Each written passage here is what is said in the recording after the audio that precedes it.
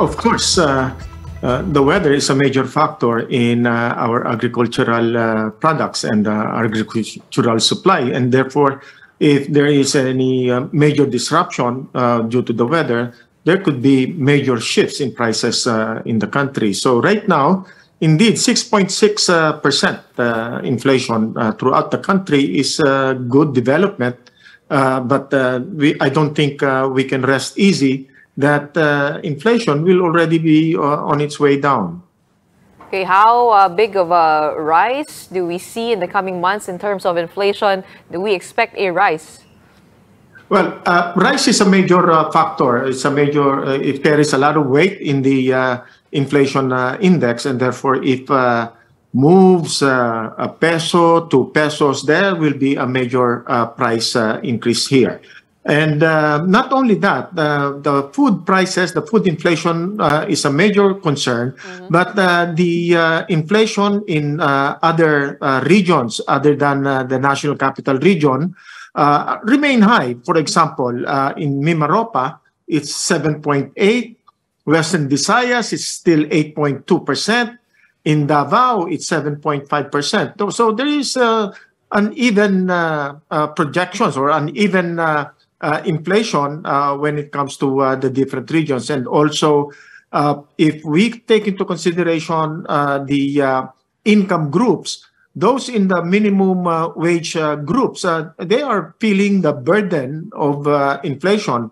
Their wages do not increase, and their major purchases go to food, and therefore, if food inflation is high, we're not talking about 6.6%. We're talking about upwards of 8%, 9% inflation, because that's where most of their purchases go. And therefore, the relevant price index would be those for the food inflation.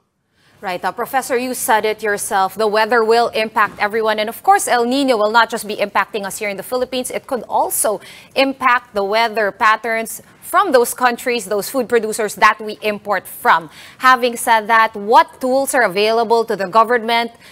So yung interplay nung tools ng gobyerno, sir, at saka nung looming El Nino, meron ba tayong magagawa as a preemptive strike before dumating yung El Nino to prepare for that?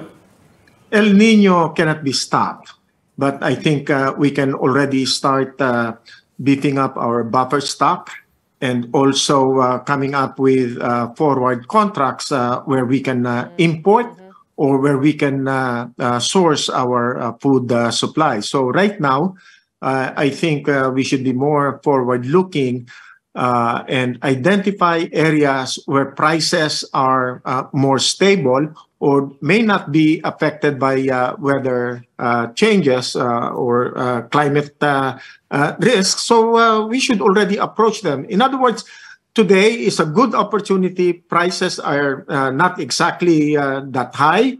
We can already start looking at beefing up our buffer stock to make sure that we have enough when El Nino hits us. That's good advice for sure, even for households. Let's go to the meeting, bilateral meeting of the Philippines with the United States. President Marcos said that $1.3 billion in terms of investment pledges were secured during this visit. What do you think about this? Will this really help our country? Is this really substantial when we talk about pledges?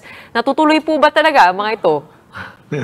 Well, hopefully, but I think from experience, we really don't have a lot of good experiences where pledges turn into real investments, because the U.S. has always been welcome to invest in the Philippines. So why now? Why do we expect that there will be more investments now than before?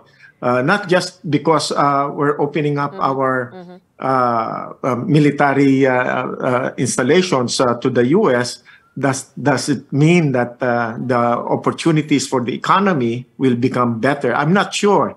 I think, what we have been saying before, trade is about what we have to offer the international market. If we don't have any competitive products, we cannot expect that our trade will get better just because we have a new agreement with another country.